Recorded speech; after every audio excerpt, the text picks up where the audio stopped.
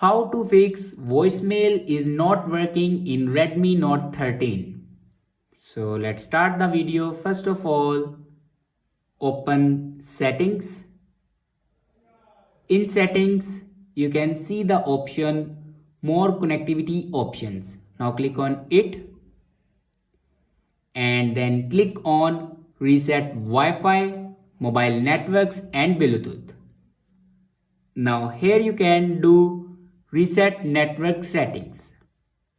After reset the network settings, then go back to the main page of your settings and click on About Phone.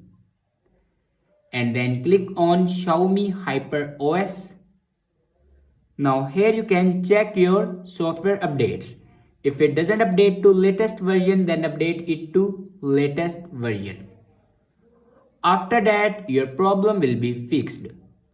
I hope this video is helpful for you. Thanks for watching.